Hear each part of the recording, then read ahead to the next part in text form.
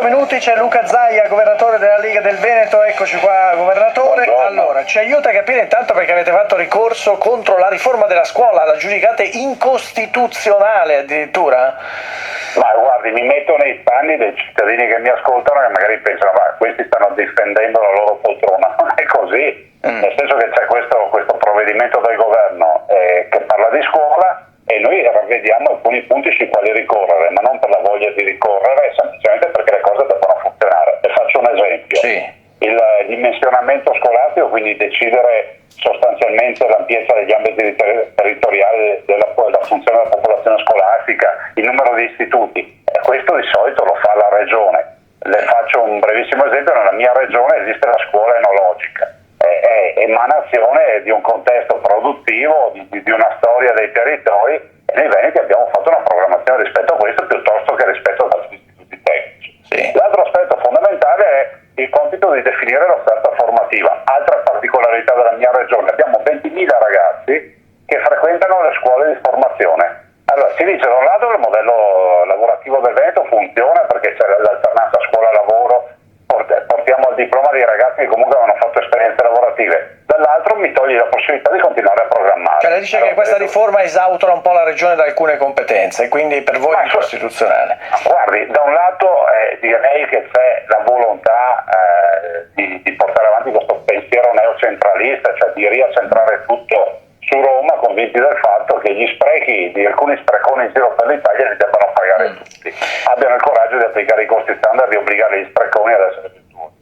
Dall'altro la necessità anche di riconoscere le particolarità regionali.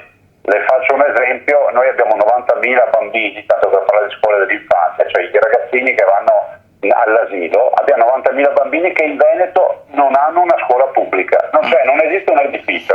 Noi pensiamo a questi bimbi, le famiglie si sobbarcano le spese, noi li aiutiamo per quello che possiamo e lo Stato ogni anno, grazie a questo lavoro dei Veneti, risparmia 435 milioni di euro. Sa cosa però? La critica che è arrivata, per esempio la responsabile scuola del PD Puglisi dice: ma come si mette contro l'assunzione di 160.000 docenti? Cioè, se dovesse essere giudicata incostituzionale salterebbe anche tutta questa questione delle assunzioni, docenti. Guardi, le faccio un altro esempio. Nella mia regione ci sono 200 posti vacanti per presidi, mi passi in esattezza poi delle definizioni. Ci sono regioni in Italia che ne hanno 600 in più di questi profili rispetto ai posti che già sono occupati. Direi che rispetto alle assunzioni nella scuola pubblica, ma soprattutto alle programmazioni sbagliate in alcune regioni, oggi paghiamo il conto tutti.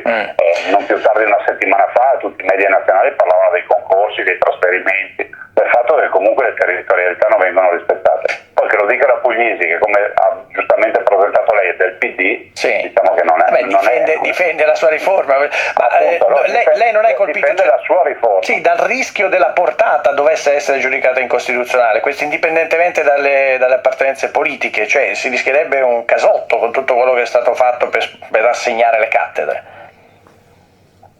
Il governo impugna tutte le nostre leggi, impugna tutte le leggi che il Consiglio regionale del Veneto fa e non si fa nessun problema. A me spiace per i lavoratori e spero che una soluzione per i lavoratori comunque si troverà, perché non resteranno a casa. Però è altrettanto vero che il modello della formazione, il modello del dimensionamento scolastico e tutta una serie di norme che si intrecciano con le competenze delle regioni.